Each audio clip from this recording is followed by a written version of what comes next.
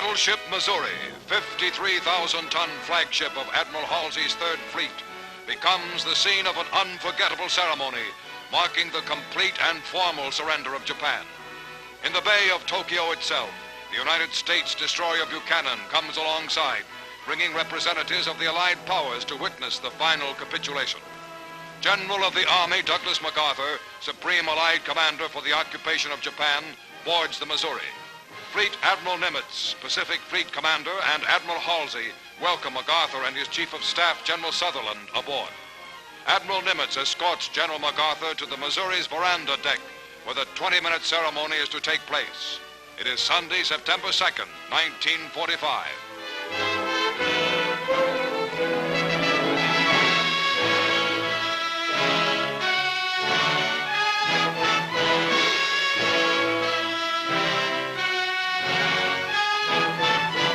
Cameramen and reporters of many countries record this historic moment as United Nations military leaders crowd aboard the Missouri and examine souvenir cards bearing the Japanese flag, special mementos of the occasion.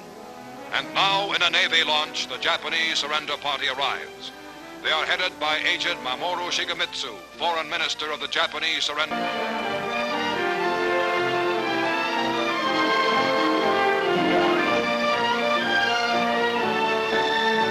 The Japanese delegation lines up on the opposite side of the surrender table from the Allies.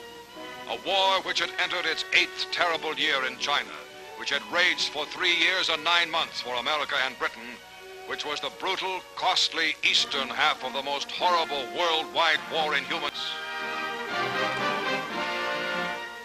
We are gathered here, representatives of the major warring powers, to conclude a solemn agreement whereby peace may be restored.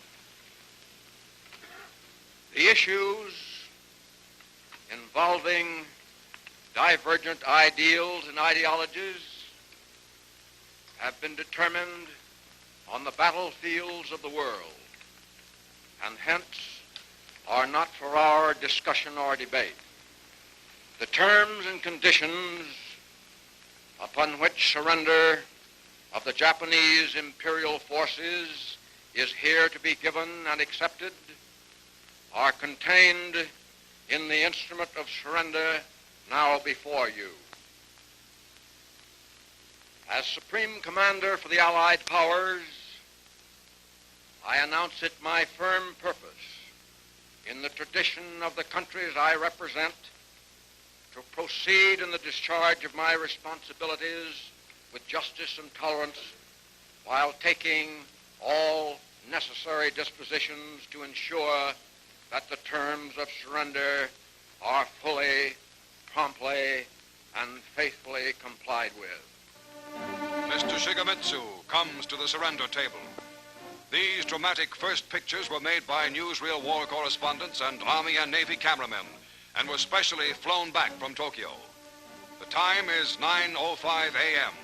The Japanese have been on board exactly 10 minutes.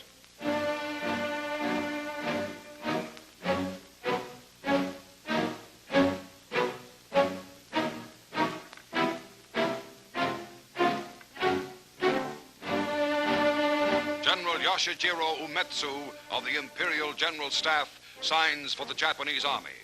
The surrender documents by which Japan agrees to lay down arms completely and to obey all Allied orders issued by General MacArthur were printed by the Army on rare parchment found in a basement in ravaged Manila.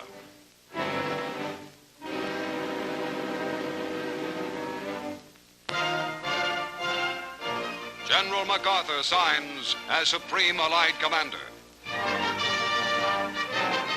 The first pen used is presented to General Wainwright of Corregidor.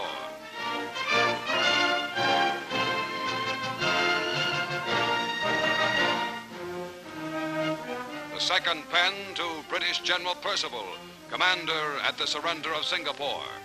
MacArthur uses 6 pens in all, affixing what will be the most important signature in Japan to the document that ends permanently that nation's regime of terror and aggression.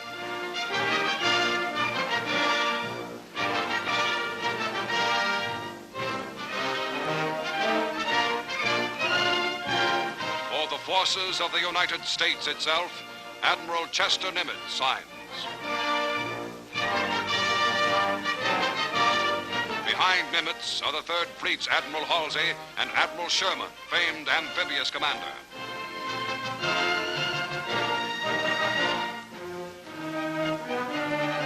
General Su Young Chang, Chief of Military Operations for the Chinese National Council, signs for China. Admiral Sir Bruce Fraser, commander of the British Pacific Fleet for the United Kingdom. Lieutenant General Kuzma Nikolaevich Derevyanko for Soviet Russia.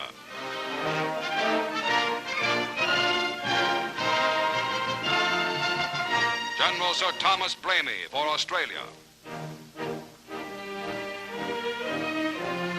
Colonel Lawrence Moore Cosgrave for Canada.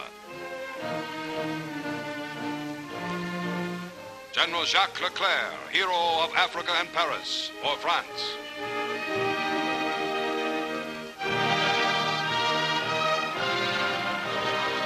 Admiral C.E.L. Helfrich for the Netherlands. Air Vice Marshal L.M. Isitt for New Zealand.